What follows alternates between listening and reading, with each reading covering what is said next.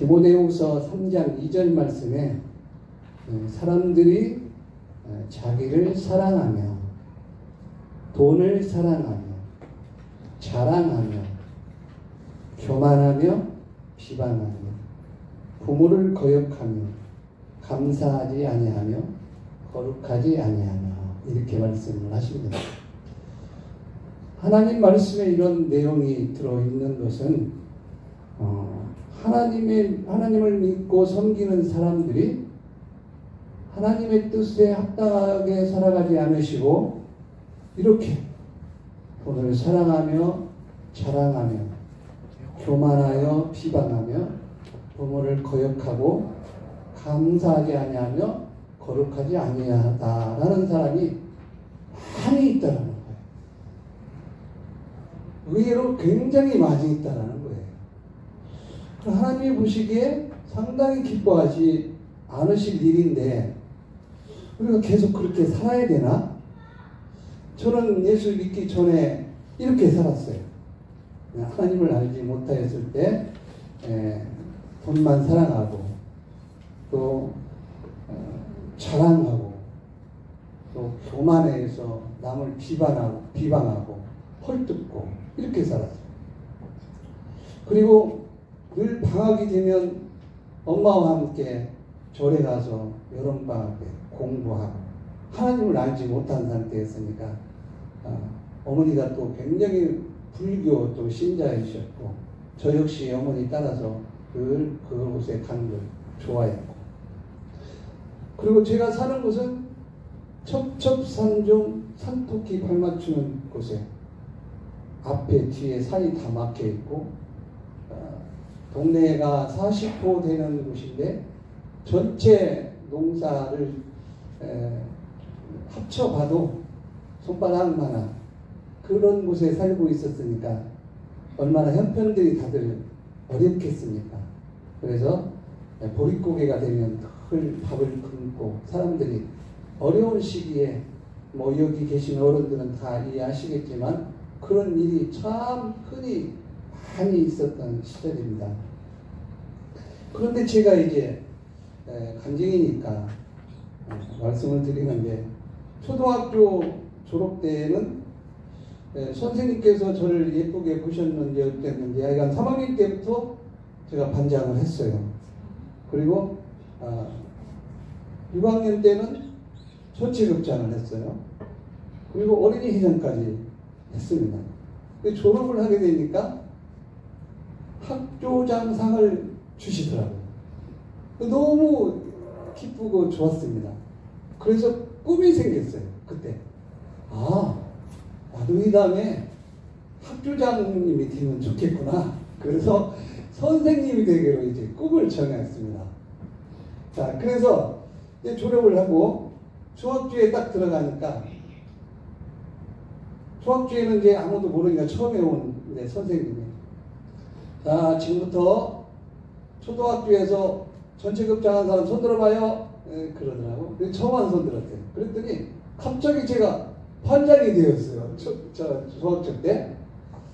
그러면서 이제 열심히 공부도 하고 그랬는데 어느 날 또 전라북도에서 한 번 딱 한 장 나온 문교부 장관상을 제가 타게 되면서 선생님이 너 녀석아 그 귀한 상이야. 귀중하게 여겨야 돼. 이건 이 다음에 커서도 이렇게 성공하는데 이게 도움이 될 거야. 그런 얘기를 해주시더라고요.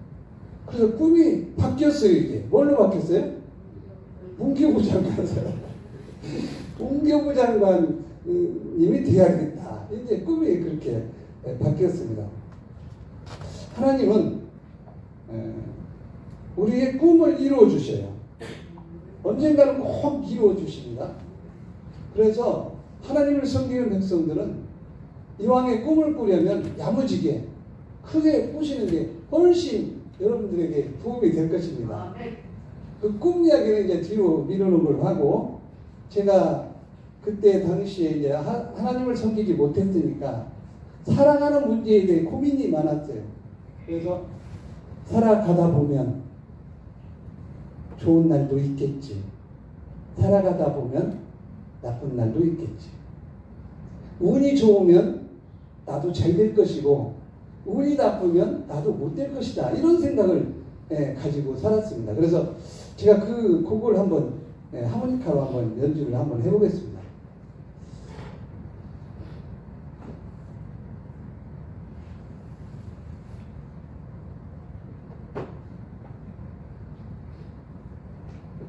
조금 이렇게 찾는데 좀 인내를 하셔야 될 것 같습니다.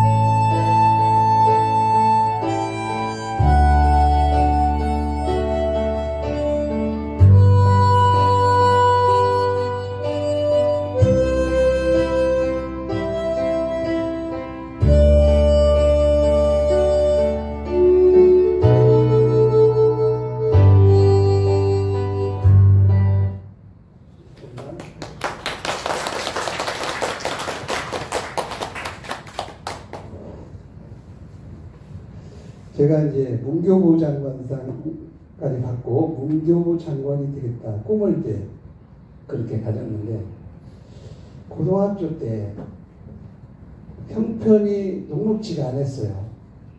그래서 수업료를 계속 밀리게 됩니다. 수업료를 내지 못했어요. 옛날에는, 지금은 뭐 어떻게라도 다녔지만 옛날에는 매일 아침마다 앞에 나와서 거짓말을 해야 되고 언제까지 내야 된다고 또 다짐을 받고, 집에 형편은 뻔히 아는데 수업료를 알면서도 네 알겠습니다, 꼭 준비해서 오겠습니다, 그렇게 해놓고 또 거짓말하고, 이것이 반복이 되니까 결국은 제가 양심이 갇히게 돼서 학교를 나가지 못하게 되었어요. 선생님들도 참 아쉬워하고 그랬지만 지금 그때 생각하면 너무나도 슬프고 그런 일들이 기억이 많이 납니다. 학교 공부를 그만두니까 이제 꿈이 또 바뀌었어요. 문교부 장관 이제 물 건너가 버렸어요. 이제 꿈이 뭐가 되었느냐? 돈 버는 것이 이제 꿈이 되었어요. 저는 그때까지도 하나님을 몰랐으니까 이제 돈 버는 것이 꿈이 돼요. 돈이 많이 버는 거. 근데 그때 당시에 보이는 것이 너무나 고속버스 기사님이 너무 멋있었어요. 흰 장갑 쓰고 검은 안경 다 쓰고 돈도 많이 벌 것 같은 그런 생각이 들어요. 그래 나도 그러면 고속버스 운전사가 되겠다. 이제 그런 꿈을 가지고 이제 나갑니다. 꿈 이야기는 또 뒤에 제가 또 하겠습니다. 이제 돈을 벌어야 하니까 그때 양송이 재배법을 이제 교육을 받고 공장을 시작을 했습니다. 어려운 살림에 이제 뭐 재산은 좀 있었어요. 땅들은 있었으니까 땅을 접혀서 농협에서 얻어서 지금 돈으로 한 5억 6억 정도 될 거예요. 대출 받아가지고 거기서 양송이 재배 공장을 이제 지었어요. 나이가 어린데 이제 그때 시작을 한 거예요. 그래서 이제 그걸 했는데 열심히 노력하였지만 모든 것이 사람의 힘으로는 한계가 있는 것입니다. 아무리 하려고 해도 안 되는 거예요. 보기 좋게 그냥 나가게 되었죠. 그때 정말 큰 충격을 받았습니다. 제가 그만두고 나서 양소비 보급이 국내에서는 그때 너무 비싸서 소비가 되지 않은 상태고, 또 일본으로 이제 전에 다 수출이 되었는데 문세강 사건 여파로 해서 계속 밀려오면서 수출 금지가 되어버렸습니다. 그래서 한국에서 재배했던 그 양송이 재배 공장은 거의 그때 다 망하게 됐어요. 문을 닫게 되었습니다. 그때부터 이제 시련이 시작된 거예요. 젊은 나이에 사장이 되고 망하게 되니까 빚쟁이들이 늘 대문 앞에 서성거리고 늘 돈 받으러 오고, 또 이제 검은 옷 넥타이를 메고 온 사람만 보면 겁이 나고 이제 숨어 있어야 돼요. 집을 쫓겨나가게 되고, 낮에 실컷 다른 곳에 빙빙 돌다가 저녁에 다 들어오고, 하루하루를 그렇게 삽니다. 그러면서 오로지 내 마음은 아주 걸레걸레 다 찢어져 버리고, 내가 이렇게 계속 살아야 되나? 나 평생 이렇게 가난하게 살아야 될까? 난 앞으로 무엇을 해서 먹고 살을까? 난 앞으로 빚을 다 갚고 성공할 수 있을까? 그러면서 이루가 되었던 것이 오로지 기타 들고 가요를 부르는, 노래 부르는 거예요.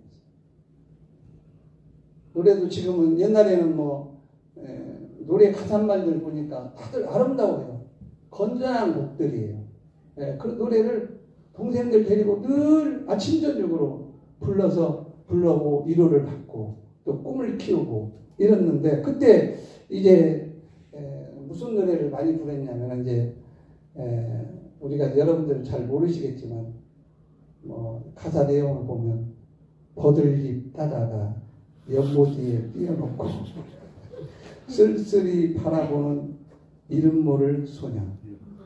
또 그때 당시 또 내가 짝사랑하는 여인이 하나 있었어요. 그 생각을 하니까 너무 슬퍼지는 거예요. 내 모여온 새는 형편이었고 지금 쫓겨다녀야 되는 신세고, 또 기타를 들고 노래를 부르다 보면 그 여인이 생각나고 버들잎 따다가 이렇게 산새들이, 이거 잠깐 들려드릴 거예요. 그때 분위기를 여러분들이 알아야 돼요. 1절만 이것도 한번 해보겠습니다.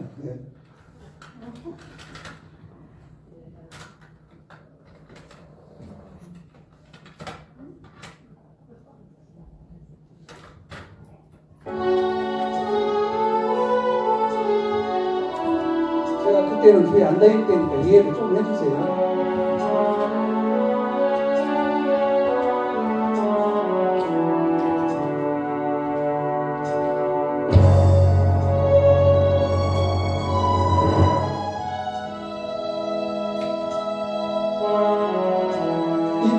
그때 참만했던 것 같아요. 죽고 싶은 날이 한두 번이 아니에요.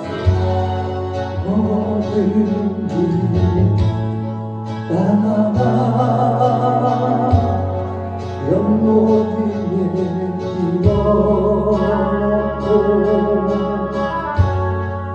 쓸쓸히 바라보는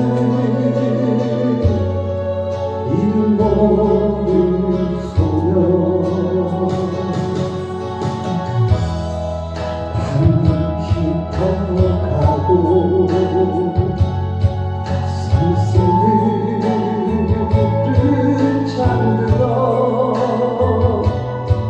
아무도 찾지 않는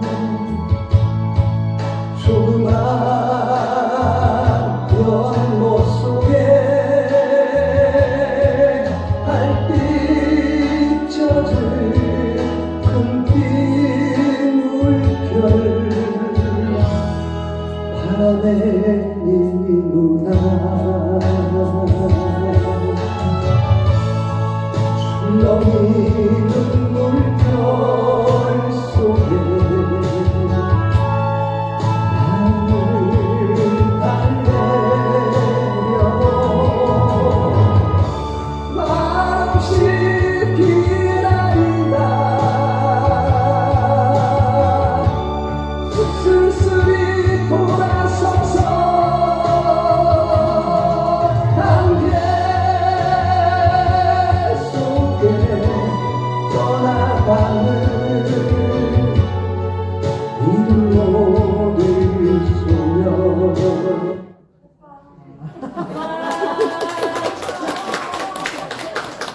얼마나 슬펐겠습니까? 이 노래를 부르면서 마음을 달래고 위로를 받고, 동생들 하기 싫어도 막 앉혀놓고 막 같이 반주를 넣어줘야 되고 같이 화음을 넣어주고 그렇게 해서. 그런데 그때 양송이 재배하면서 A동 반장이셨던 분이 집사님이셨어요. 이정석 집사님. 지금 군산 제일 큰 교회 장로님이 되셨는데, 그 집사님이 저를 전도를 하신 거예요. 근데 그분은 우리 공장에 다니시면서 모든 것이 다 본이 되셨어요. 저분은 정말 예수님의 사랑이 느껴지는 거예요. 나는 하나님도 그러고 예수님도 그러고 절에 가서 그런 이렇게 나무와 비타물만 했는데, 이분을 보니까 모든 행동거지 말 한마디 한마디가 본을 보였어요. 그래서 저분이 믿는 예수님이라면 나도 한번 믿어볼만 하다, 그런 생각을 제가 마음속에 갖고 있었습니다. 그런데 제가 괴로워하고 있을 때 이 집사님께서 저에게 오셔서, 손 선생 아직 젊어. 얼마든지 일어설 수 있어.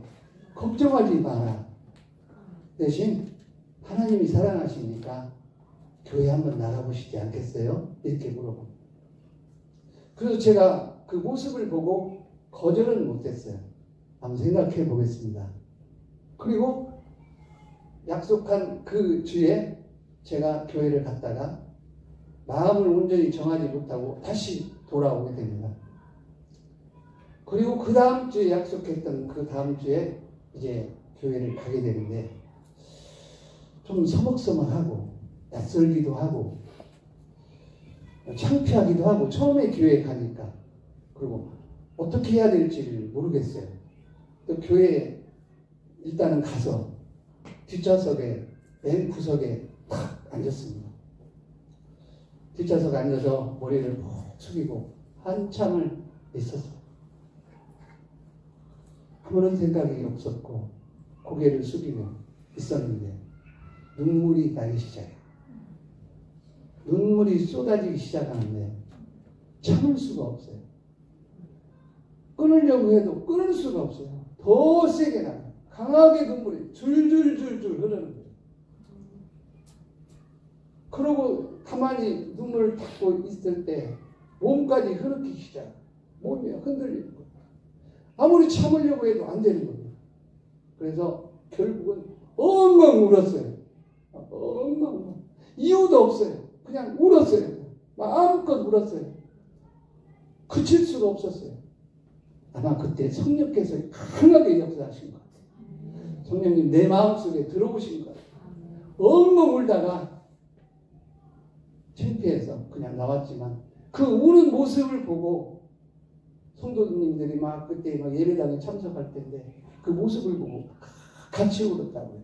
저는 얼굴을 들을 수가 없으니까 창피해서 들을 수가 없어요.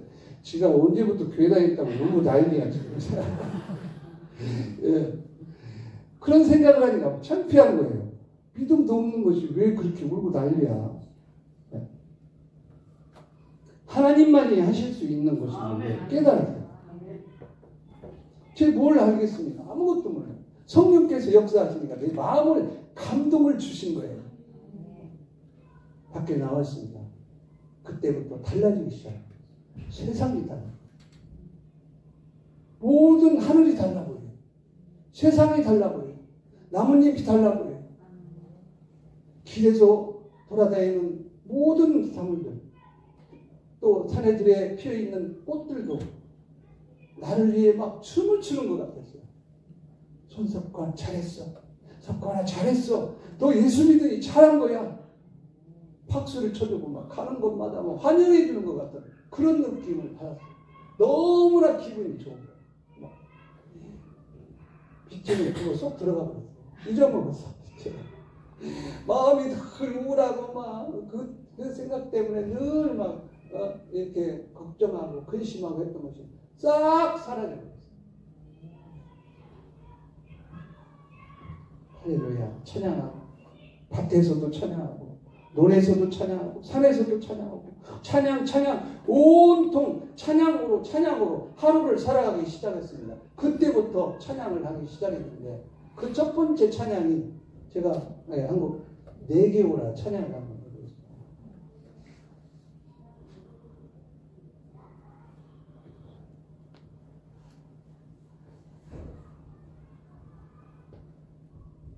이거 저절입니다.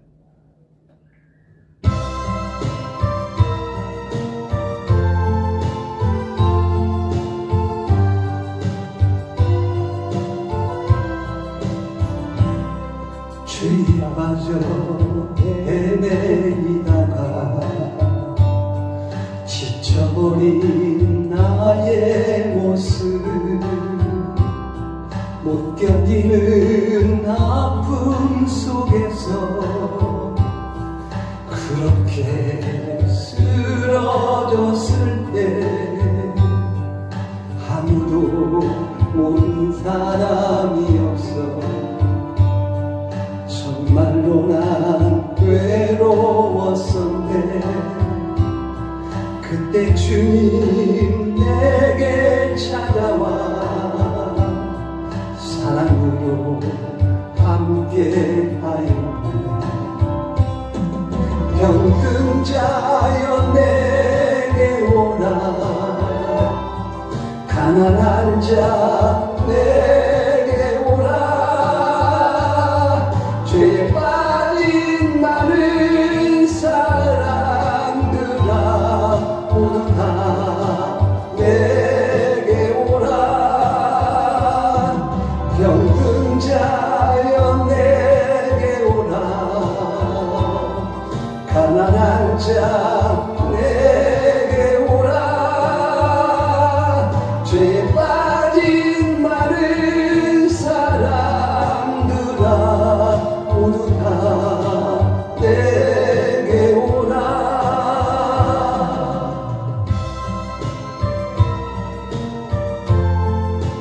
그때 너무 기뻐서 늘 찬양을 부르고 다녔던 것 같아요. 수많은 사람 중에서 주님이 날 부르실 때에 설레이는 나의 마음은 그렇게 기쁠 수 없네. 이제 나도 주님 위하여 내 모든 것 다 드리니 내가 가진 모든 것들을 아낌없이 주께 드리니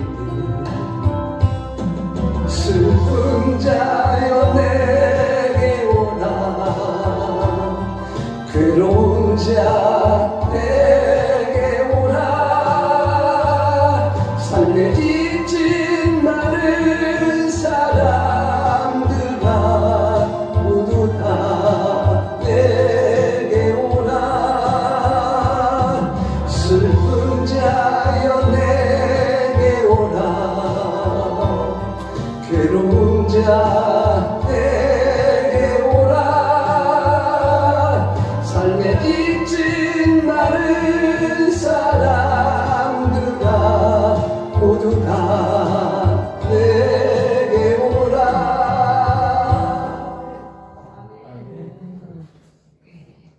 이사야 49장 13절에 하늘이여 노래하라 땅이여 기뻐하라 산들이여 주리로이 노래하라.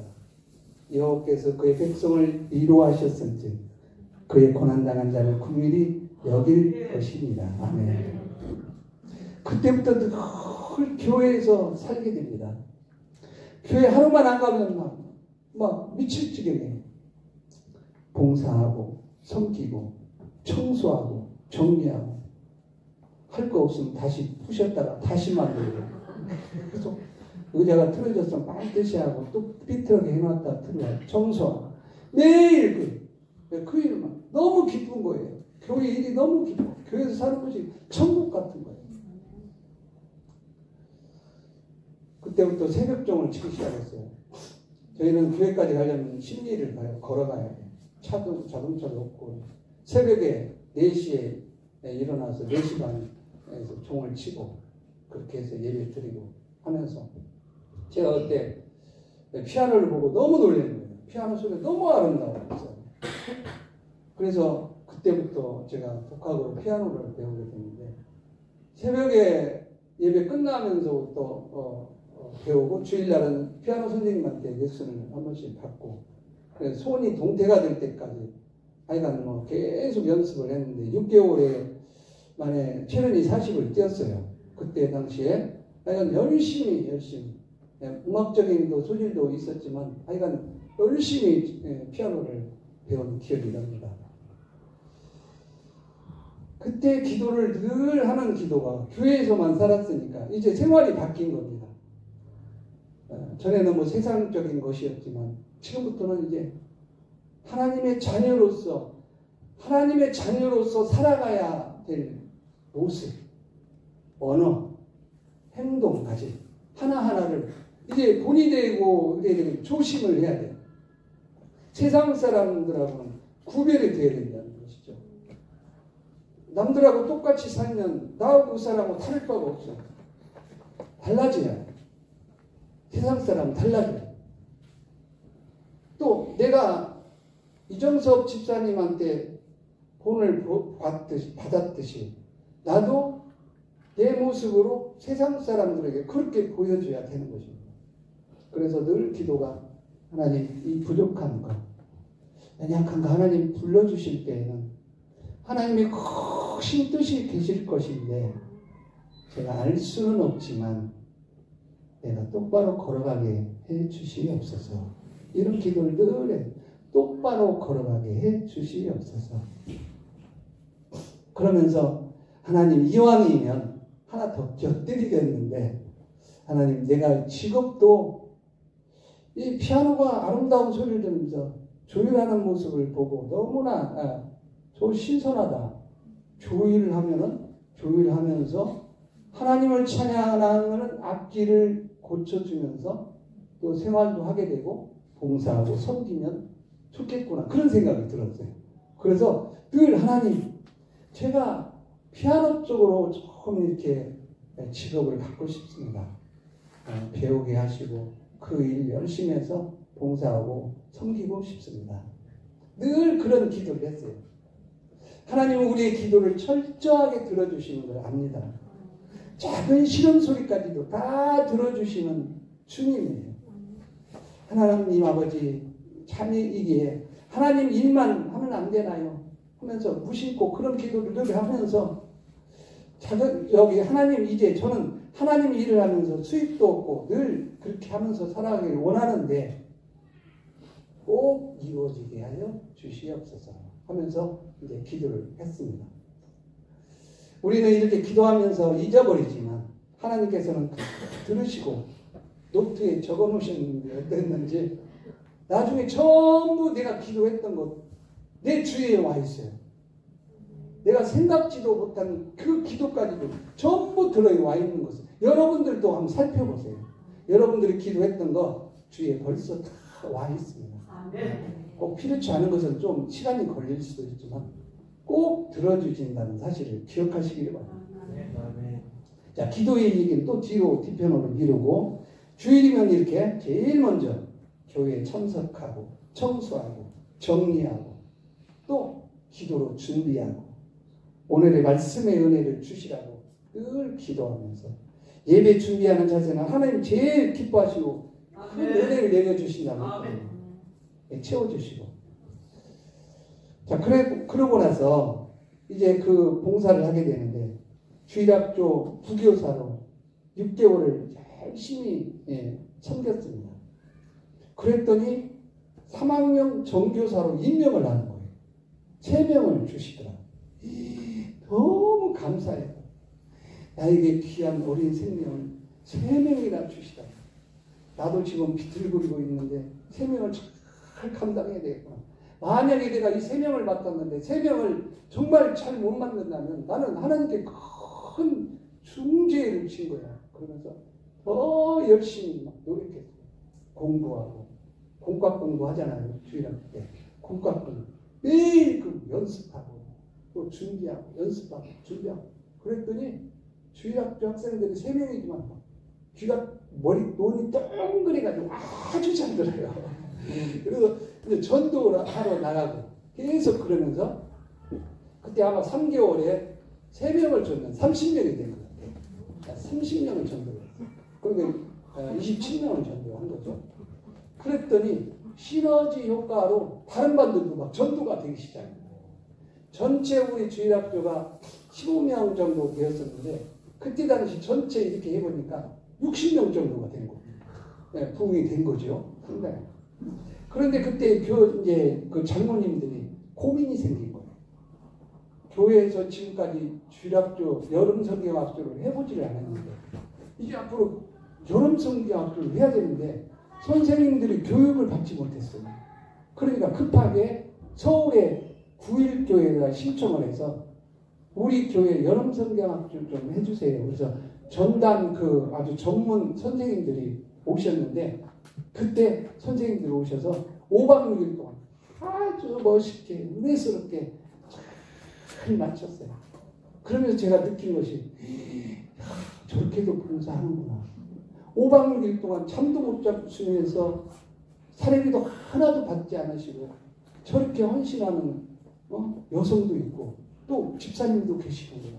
그래서 충격을 받고 나도 그렇게 한번 해봐야 된다. 그때 그런 생각을 갖고 있어요. 자, 그런데 문제가 성경학교를 은혜스럽게 잘 마쳤는데 큰 문제가 하나 생겼어요. 무슨 문제냐? 갑자기 결혼이라는 문제가 내 앞에 딱 나타나기 시작했어요. 당황스럽게도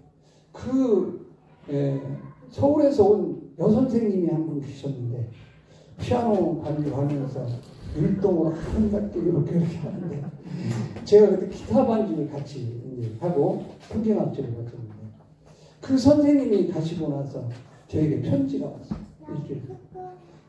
저하고 사귀고 싶습니다. 결혼하고 싶습니다. 네, 그렇게 당돌하게 그렇게 연락이 온 거예요. 근데 저는 처음에는 뭐 그냥 농담으로 알아들었어요. 계속 편지가 오고.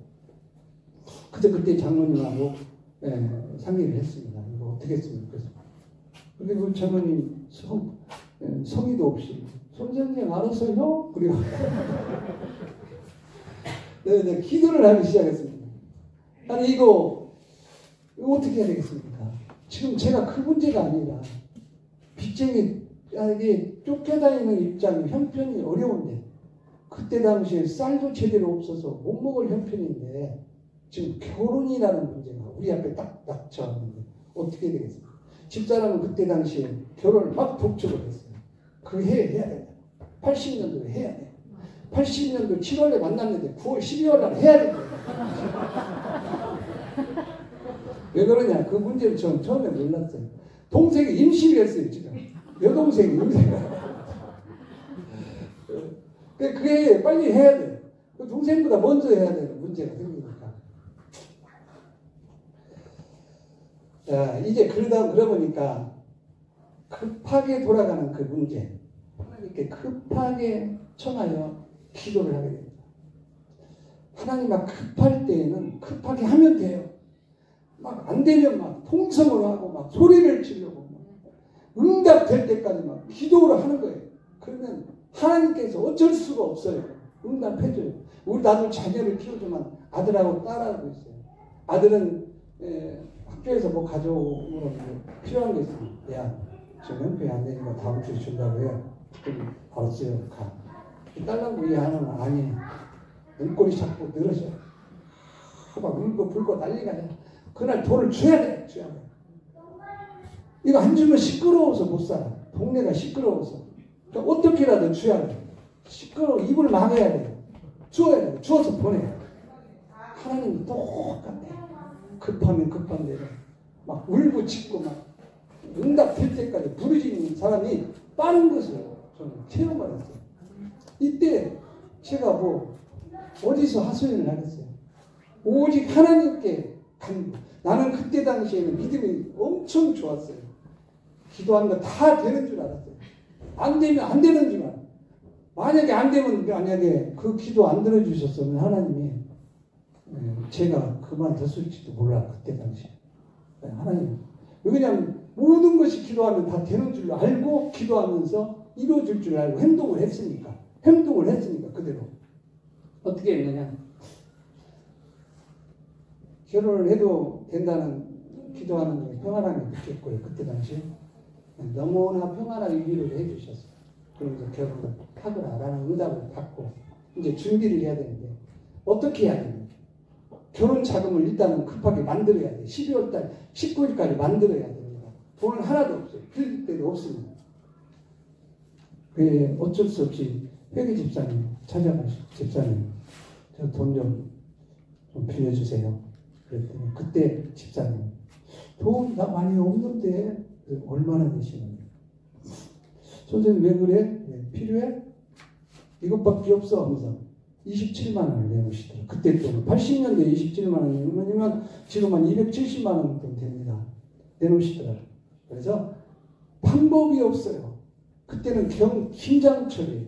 배추 장사를 해야 돼요. 다른 거 없어요. 그 배추밭을 큰 밭을 하나 샀습니다. 경험도 없는데 큰 밭을 계약금으로 주고 샀어요. 무작정 서울 제가 한 번도 올라가 보지 않았어요. 구로동 시장이라는 가리공동 시장이라는 것만 알고 그 배추 가기를 생각을 하고 배추를 일단 계약을 해서 차 2대를 큰 차를 5톤 차를 해서 드리게 뽑기 시작했어요. 그랬더니 그날 하루 종일 눈이 오고 진눈깨비가 오는데 너무 추워가지고 오전에 배추 뽑는 일하시는 분이 오후에 나오질 않아요. 나 얼어 죽겠다. 돈이 오고 안 된다.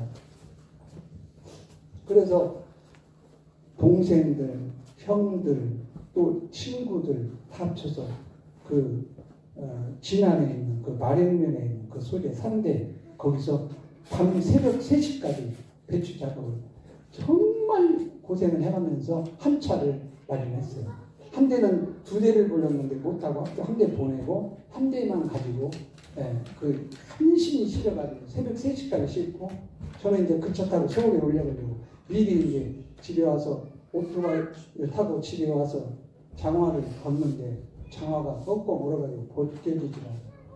그래서 전화가 왔어요. 밤 새벽 3시에 막 집에 들어가려고 하는데 손석환 전화 왔어요. 그때는 전화도 없었어요. 동네에서 이장님 댁에 하나 있었습니다. 전화가 왔어요. 그래서 딱 무슨 일일까 하고 전화를 받아보니까 형이 야 이제 큰일 났다. 배추를 지금 3시까지 쉬었는데 나오다가 폭 빠져버렸어. 이거 어떡하면 좋냐.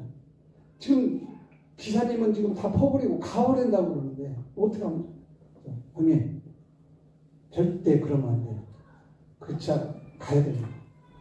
내가 하나님과 약속을 했고 꼭 그렇게 계획을 했기 때문에 꼭 서울에 가야 됩니다.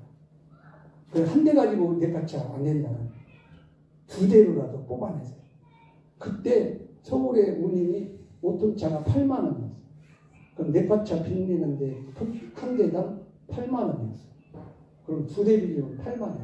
23 뭐가 남겠어요? 그 남아에 돈 10만 원 남는 거예요. 배추장 한 대.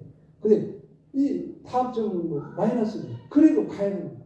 그래서 그 차를 밤새껏 끌어서 아침에 새벽에 딱 동네에 도착했는데 기사를 왔다고 그러더니 못 간다는 거예요. 왜? 눈이 많이 와서. 지금 전주를 넘어와요. 진안에서 넘어오는 고개가 있어요. 근데 고개는 3일 동안 비 오면 넘어오지를 못해요. 넘어오다 사고 난다는 거예요. 근데 진짜 그걸 실감해요. 가자. 가네, 못 가네, 가네, 못 가네. 그래, 하도 답답하고 기사님이 화장실에 갔더라. 나는 그때 면허증 없었죠. 운전할 줄 알았어요. 운전대 올라가고 시동 걸어갖고 막 붕붕을 하고 막 출발해. 똥 싸다 말고 막 뛰어나고 난리가 나. 그래서 어쩔 수 없이 서울을 가기로 하고, 그때 8시간에 맞춰서 서울에 가야 되는데 16시간이나 걸려서 서울을 기어서 서울을 올라. 그런 것도 하나님의 역사예요. 하나님이 다 만들어주신 거예요. 나를 그때 너무 사랑하신 것 같아요. 결혼 비용을 만들어주시려고 상황을 그대로 만들어요. 여건 춥고 어렵고. 서울에 가리봉동 거기에 처음에 가봤는데 그 시장에 딱 가보니까 사람들이 구름대처럼 배추에 사요. 차들이 시골에서 아무도 못 올라오고, 그 추운 겨울이라 못 올라오고 작업을 못해서. 우리 거 지금 한 차 갔는데, 여러분 이 한 차 해봐야 1, 20만 원 남는 것인데 그때 한 차에 300만 원, 지금 돈으로 3천만 원 정도 돼요. 이건 기적이 아니고서 있을 수가 없는 거예요. 사람들이 깜짝 놀라요. 이만한 것까지 다 팔아먹어요. 무식하게 믿음으로 나가면 이렇게 된다는 거예요. 여러분 그렇게 돼요. 그거 가지고요 결혼 참 잘했습니다. 반지도 다 하고, 형도 그대 형편이 없어서 살면서 결혼을 못했는데 형도 교회를 그때 당시 같은 날 하면서, 저는 교회에서 예배당에서 하고 형은 이제 구식으로 이제 교회를 안 다녔으니까 그렇게 해서 아주 성대하게 잘 됐습니다. 빌립보서 4장 6절에 보니까 아무것도 염려하지 말고 이런 얘기가 나와요. 그런데 그것을 형식적으로만 우리 입으로만 읽고 있어요. 아무것도 염려하지 말고 주님께 의지하라. 그런 사람에게만 들어주신다라는 거예요. 아니 기도를 해놓고 될런지 말런지 그냥 잊어버려요. 그러면 그 기도가 되겠습니까? 절대 될 리가 없습니다. 하나님께서 들어주고 싶어도 저 모양이 저 모양, 태도가 뭐야. 네. 여기 아무것도 염려하지 말고 다만 모든 일에 기도와 간구로 너희 구할 것을 감사함으로 하나님께 아뢰라. 이렇게 말합니다. 들어주신다는 얘기거든요. 어떤 기도도 들어줍니다. 우리는 한계가 있죠. 하나님은 세상을 만드신 분이에요. 있는 것도 없게 하시고 없는 것도 있게 하시는 분이 하나님이에요. 우리가 할 수 있는 없는 거 하나님이 하시는 거예요. 나는 할 수 없지만 하나님께서 밀어주시니까 되는 겁니다. 우리 그것이 비법이에요. 예수 믿는 사람들은 그게 비법이에요. 제가 찬양 한 곡 또 할 때 됐습니다. 영광의 길을 너 걷기 전에 찬양 한 곡 하겠습니다.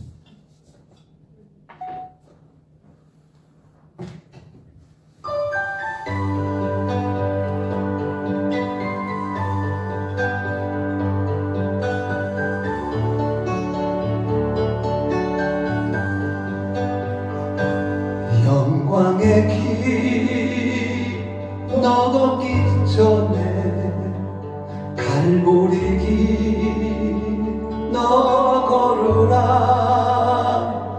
내 모든 죄 주께 맡긴 후 하늘 문을 바라보라. 하늘 다른 길 없네. 오직 예수 오직 한 길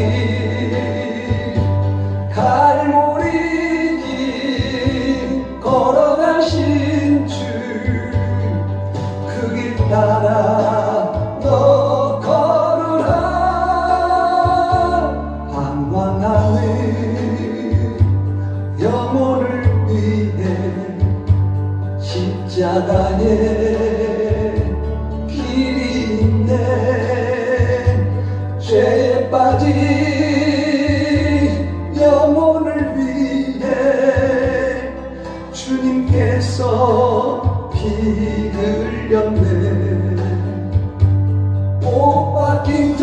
손 땅에 펼치사 나로 그늘에 쉬게하며 부드러운 사랑의 음성 날로라 부르시네.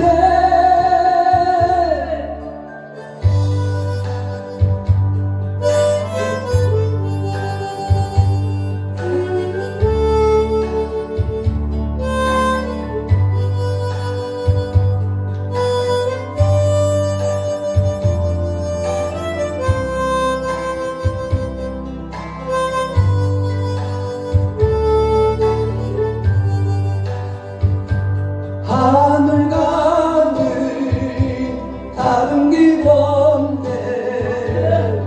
가만 한물 나의 예수 부활의 주 말씀하시네.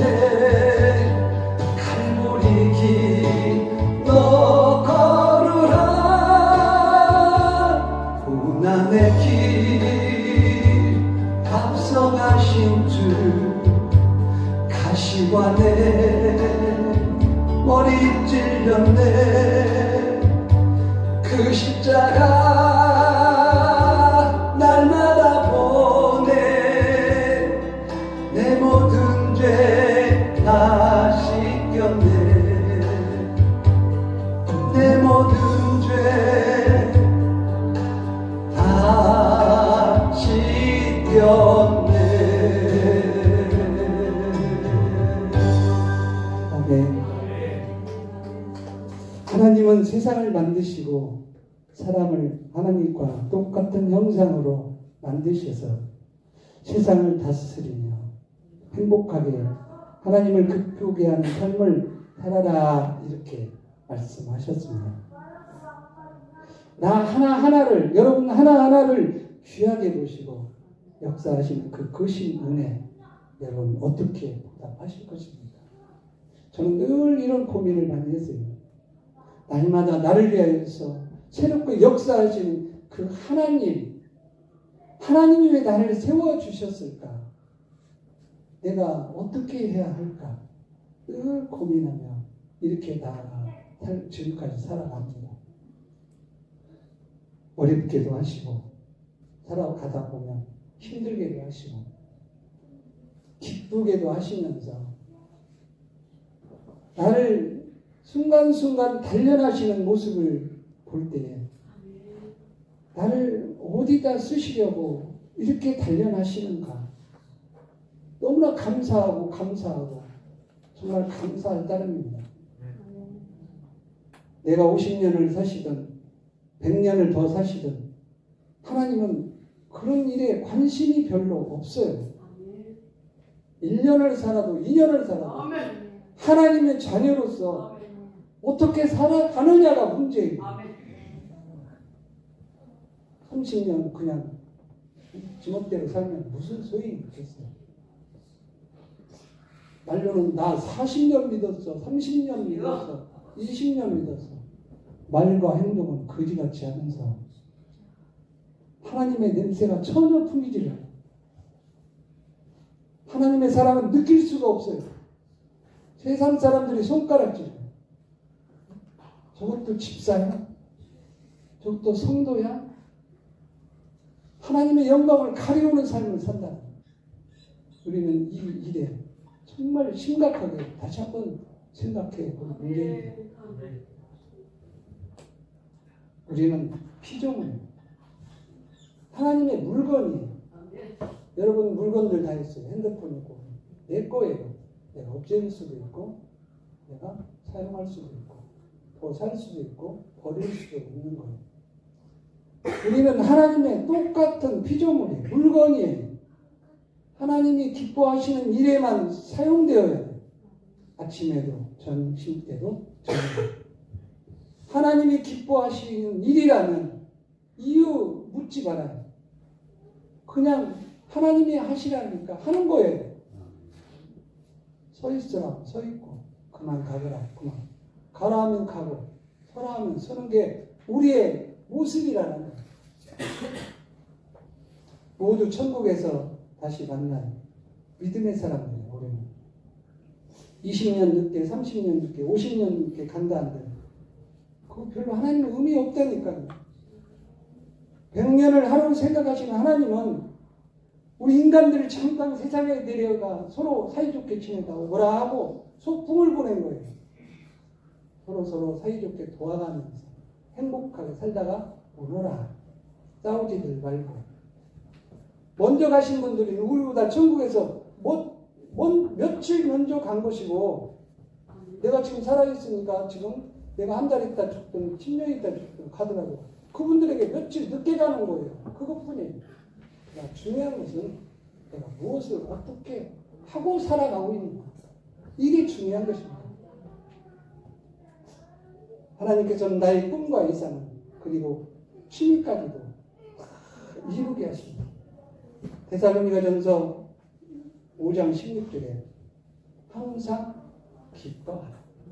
항상 기뻐하라. 하나님의 쓰임을 받는 것이 기뻐하는 거예요. 얼마나 영광스러운 일입니까? 하나님의 쓰임을 받는다는 거. 또 여기 고린도서 13장 11절 형제들아 기뻐하라. 온전하게 되며 위로를 받으며 마음을 같이하며 평안을 취하라. 또 사랑과 평강의 하나님이 너희와 함께 계시리라. 여러분 제가 이제 시골에 결혼까지 했어요. 그리고 집사람이 3개월을 둘러보더니 도저히 아닌 것 같은 거예요. 시골에 나올 것이 없어요. 땅도 없죠. 다 재폈으니 없죠. 기술도 특별한 거 양송이 재배뿐이 없죠. 동토도 없죠. 돈도 없죠. 그러니까 어느 날 갑자기 집사님 도저히 안 되겠습니다. 우리 서울로 올라갑시다. 그래서 반지 재핀 거 전당포에다 납해서 3만 원 받아가지고 이불 보따리만 싸고 서울을 가게 됩니다. 그럼에도 하나님의 말씀 믿고 아침과 저녁마다 서서 여호와께 감사하고 찬송하며 그때부터 제가 직장을 다니면서 고등학교 못다한 공부를 시작하게 됩니다. 나에게는 새로운 또 일이 도전이 되고 있었어요. 그때 당시에. 그래서 늘 뭔가 하나님의 약속한 것 같은데 머릿속에 맴돌 뿐 생각이 나지 않는 거예요. 몇 년 동안 하나님과 약속한 기도가 있는데 그것이 생각이 나지 않는 거예요. 그러던 어느 날 집사람이 전단지를 하나 가져옵니다. 피아노 조요 이런 전단지. 그때 뭘 맞은 것처럼 띵 합니다. 아 그거였어. 내가 그 기도를 몇 년을 한 것처럼 몇 달을 한 것 같아. 내가 피아노를 위해서 기도했어. 그래서 무릎을 치면서 그날 오후에 바로 피아노 학원 등록을 하고 직장 다니면서 열심히 배웠습니다. 그리고 이제 배우게 되면서 영창 피아노 대리점을 차리게 되고 그리고 전국을 조율하면서 교회마다 피아노 조율을 하게 됩니다. 어려운 교회 피아노 조율하면서 어려운 교회마다 제가 피아노 기증을 했는데 좋은 건 아니지만 아마 지금 돈으로 보면 300에 400 정도 되는 피아노를 98대를 했어요. 그리고 제가 목표가 100대였어요. 그런데 저를 위해 기도해 주시고 제가 존경하는 목사님 교회에 99번째 기회를 주려고 해요. 피아노가 필요하신 분은 상의하셔가지고 3명이 피아노 하다 그러면 3명 이렇게 제비를 뽑아서 저한테 알려주시면 제가 수요일에 피아노는 준비되어 있으면 바로 보내드리겠습니다. 반갑기도 한가 보네요. 필요하신 분은 목사님한테 말씀하세요. 그럼 제가 피아노 아마 좋은 건 아니 300 이상 될 겁니다. 그게 바로 보내드립니다.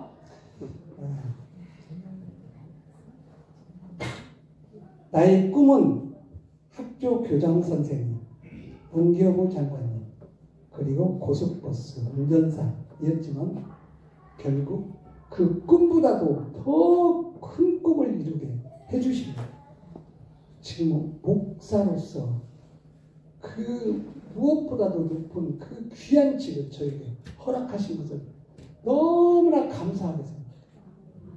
그 무엇보다도 귀한 직을.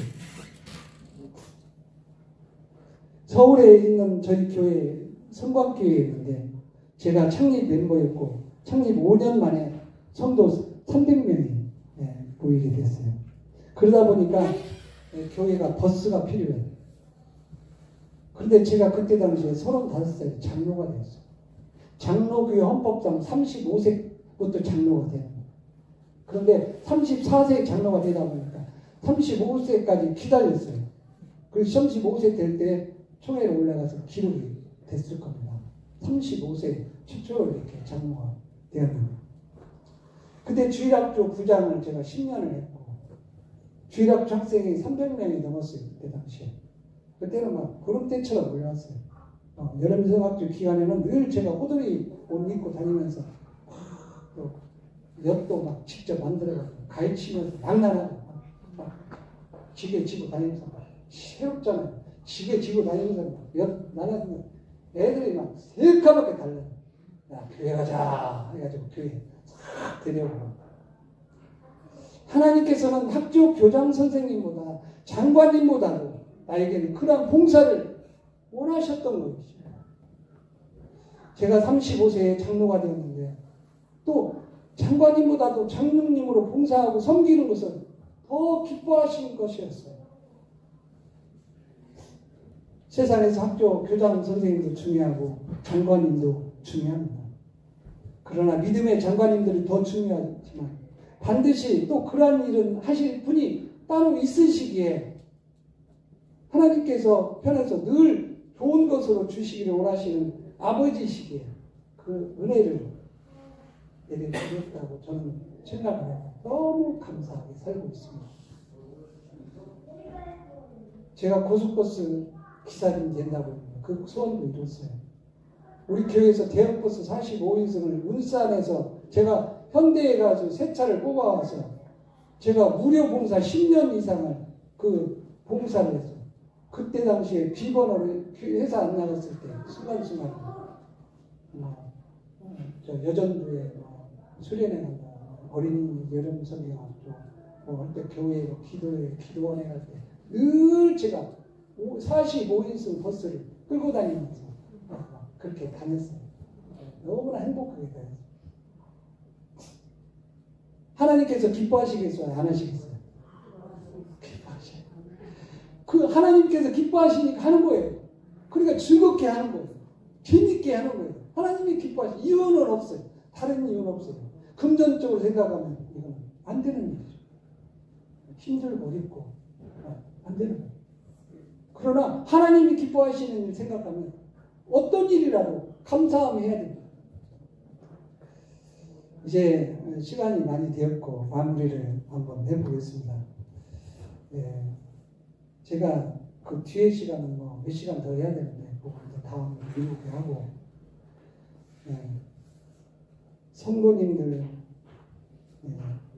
이제 시편 119편에 보면 여호와께 감사하라. 그는 선하시며 그의 인자하심이 영원하리로다. 아멘. 시편 136편 5절 보면 지혜로 하늘을 지으신 이에게 감사하라. 땅을 위에 펴신 이에게 감사하라. 빛들을 지으신 이에게 감사하라. 해로 낮을 주관하게 하신 이에게 감사하라. 달과 별들을 밤을 주관하게 하신 이에게 감사하라. 감사. 이 모든 것들이 감사하지 않습니까? 제가 연주 한 장 하모니카 연주를 하고 부르겠는데 바람이라는 이런 건전이 가요인데 들어보시기 바랍니다.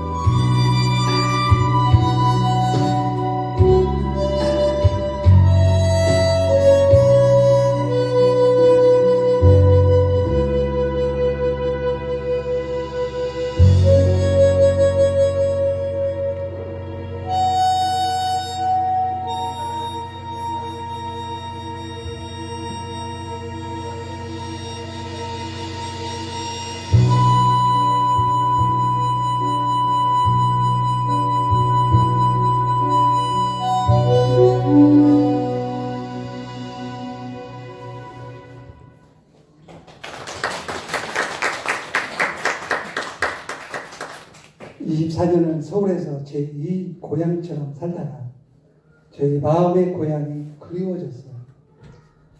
산에는 뻐꾸기 울음소리가 그 소리에 반하고 한 번씩 오면 산과 들에는 물소리, 풍경 소리에 반해서 아이들 대학 졸업을 마치면 제가 산 좋고 물 좋은 곳으로 이렇게 오기로 결정을 하였습니다. 그래서 이제 그 일이 되어서 시골로 오게 되었고 농장을 운영하게 되었습니다. 운영이 잘 되었고 이제 이만하면 노후에 먹고 사는데 지장이 없겠구나 하고 이제 평안한 마음으로 있었는데 그 전에 있을 때 신학 공부를 서울에서 마쳤었는데 좀 덜 마치고 이제 왔었죠. 근데 사실은 포천 송우리 부대교회에서 들어가기 힘든 부대교회에 제가 3년을 근무를 했습니다. 하면서 그때 당시에 부대 천족의 불교로 다 갈라졌던 그 부대 인원들 10명이서 예배를 드리는 등 많은 등 했었는데 제가 가서 그 250명 전부 다 교회로 다 끌어들였어요. 천주교에 가는 애들 불교애들 다 모아서 천주교에서 가면 컵라면 삶아주면 저는 국수하고 라면 2개씩 삶아주고 음료수도 하나 주면 2개, 3개 주고 그때는 막 제 사비로 들여서 이렇게 다 했어요.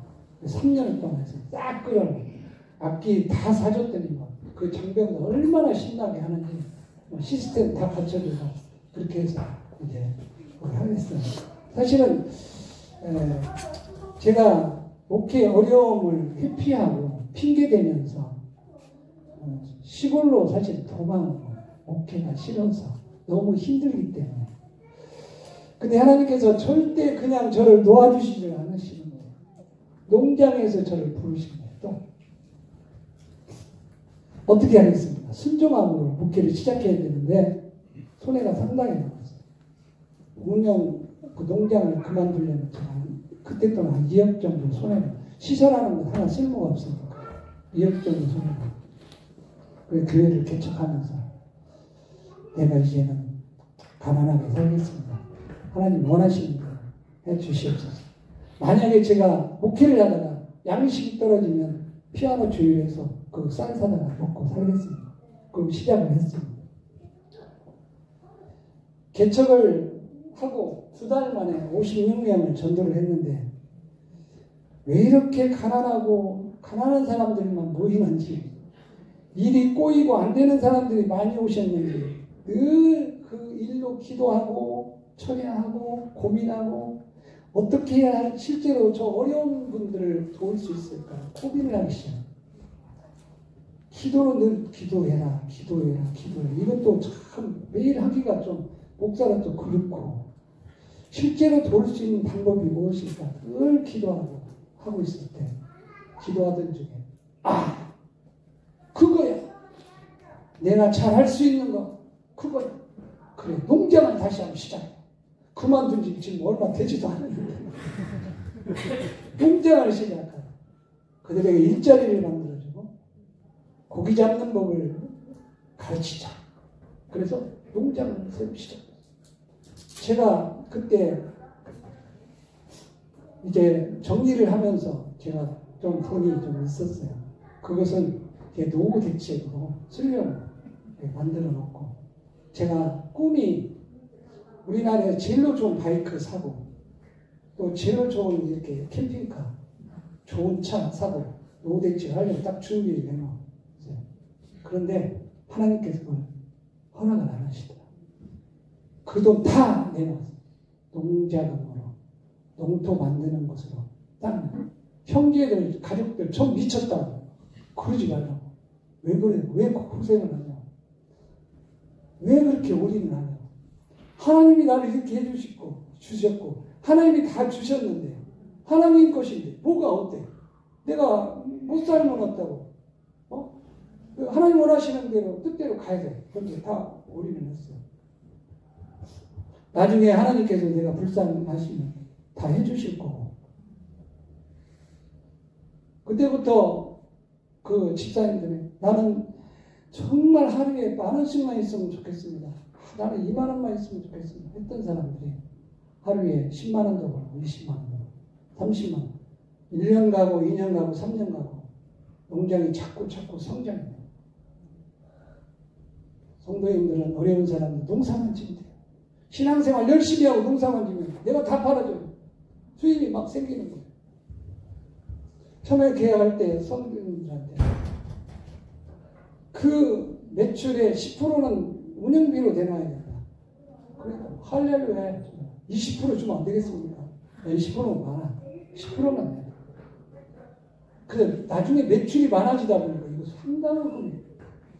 지금 얼마인지 아세요? 놀래지 마. 우리 그 공동체 1년 액수가 전라북도 진안군에서 제일로 작아 한지도 얼마 안 되는 데가 완주군에서 제일로 몇 번째 안 돼요. 30억 연매출 30억. 30억이면 10%면 얼마죠? 계산 한번 해보세요. 네? 3천만 원이요? 3억이 떨어지면 3억. 제가 올인을 했어요. 그랬더니 하나님이 불쌍히 여기시고 고생했다. 마음대로 해라. 3억씩을 주는 거예요. 3억씩. 죄송하지만 제가 제일로 좋은 바이크 샀어요. 차 그냥 쓸만한 거 샀어요. 지금 캠핑카 준비하고 있어요. 성도들이 얼마든지 하십시오. 목사님 관여를 하네요. 그거에 대해서. 왜냐? 그분하고는 그 돈하고 틀린 거예요. 네. 제가 투자한 그 얼마 안 되는 거 10배를 키워주시오. 10배. 부모가 아이들에게 야, 너 과자 조금만 줘. 조금만. 60만 원 안 줘. 안 줘. 주면 내가 10봉 사줄 건데 안 줘. 아니야, 나 혼자 먹을 거야. 내가 사준 건데도 안 줘. 하나님은 나의 모든 것을 허락하시고 모든 것을 주셨어요. 목숨까지도 내어주셨어요.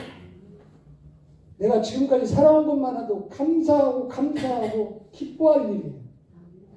그런데 하나님 일에 쓰겠다라는 그 일에 내가 투자하지 않겠어요? 모르겠어요. 주위에서 가족들이 반대하는 거 보니까 그런 사람이 흔히 있나 봐요. 못하게 하더라고요. 못하게. 했더니 하나님께서 엄청나게 축복을 해주시죠. 제가 지금 심장이 안 좋아서 지금 안 좋다고 그랬더니 사람들이 금방 죽을 줄 알아요. 너무 슬퍼하지. 근데 나도 죽을 줄 알았거든요. 심장 투석하는 거 보면 원장님, 목사님 심장 투석하는 사람은요 오래 살아요. 무슨 말이에요? 투석하면 모든 질병을 다 잡아주기 때문에 오래 20년 30년 막 산다라는 거예요. 그래요? 그럼 나 빨리 죽지 않네? 거기다가요 이식하면은 괜찮아요. 희망을 얻어. 저를 위로해 주는 건지 진짜 그런 건지 내가 유튜브를 막 찾아봤어요.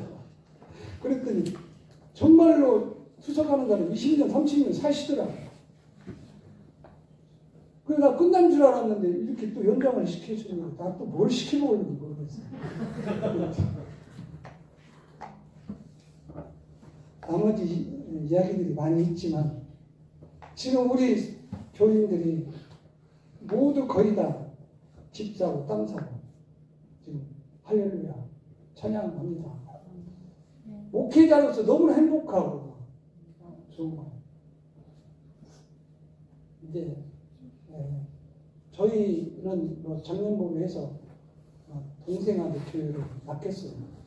교회 저도 이제 그만큼 힘들게 그동안 했고 좀 쉬어야 되겠고 그래서 동생한테 맡기면서 저는 이제 한 달에 한 번씩 설교하고 같이 그 도우면서 공동체 운영은 제가 대표로 하고 있고 이제 그 교회는 이제 동생한테 맡기고 이렇게 되어 있습니다. 다음 기회가 있다면 또 더 이어서 말씀드리고 여러분들에게 양보하고 싶은 것은 세상에 중요한 것은 교회의 연수가 아니에요. 교회를 누구를 위해서 다니는 것이 아니에요. 나를 위해서 다니는 것이 눈치 보고 자리 채우려고 하고 체면 때문에 교회에 오고 이런 생각들은 버려요. 어린아이 수준, 아주 지극히 어린아이 수준. 학생이 매일 1학년 3반이면은 그 어떡하겠어요? 화학년도 되고, 중학교 들어가고, 고등학교 들어가고, 대학교 들어가고, 청년부 들어가고 해서 성인이 되어야지. 1학년 3반이면 장애자야, 장애자. 보호 대상이야. 사람들이 볼 때 불쌍해. 신앙이 성장이 안 되는 거예요. 매일매일 비틀거리고 있어요. 그냥 흔들리고 있어요. 어떤 때는 교회 나왔다, 안 나왔다.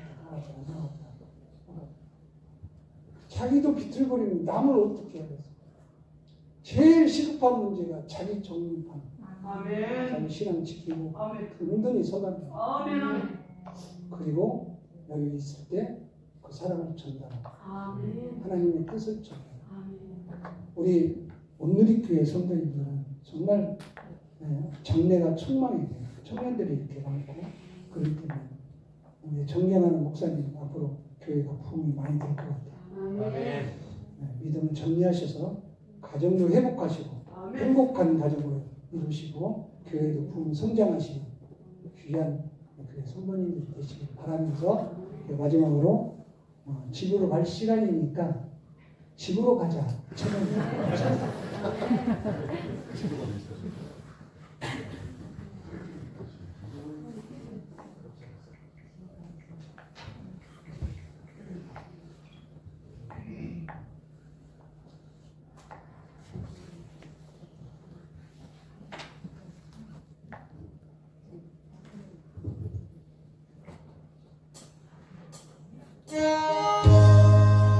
가사를 잘 생각하시면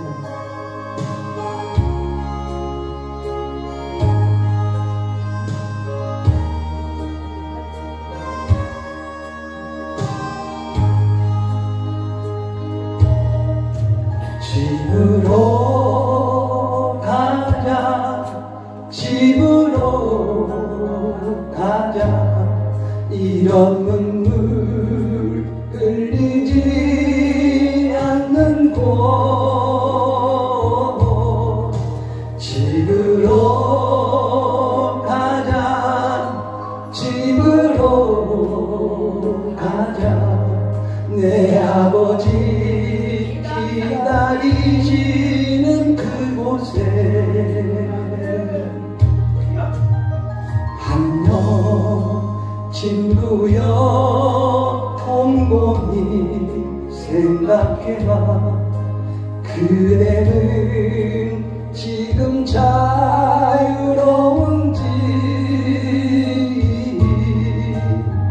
안녕 친구여 감추지 않아도 돼 애써 웃는 모습 안 보여도 돼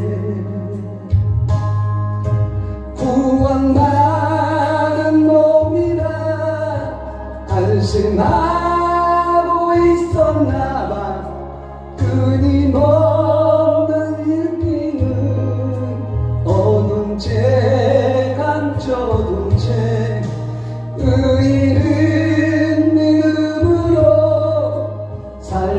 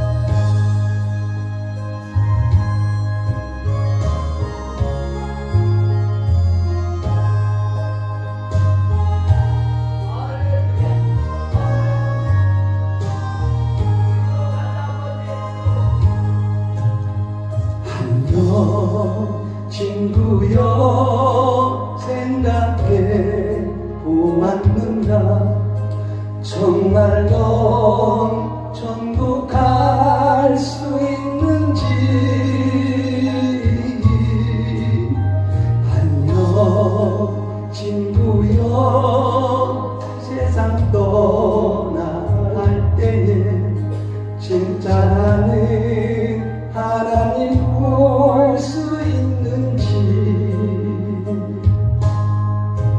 마음속 깊은 곳에 하나님이 계신가 희미한 예감으로 평안을 얻지 못해 예수님 알기 위해 얼마나 고민했나 아직도 이 세상을 그렇게 기대하나 집으로 가자 집으로 가자 이런 눈물 흘리지 않는 곳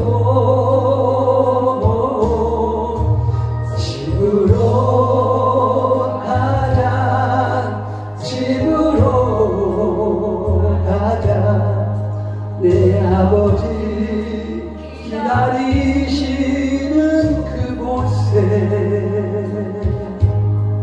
내 아버지 기다리시는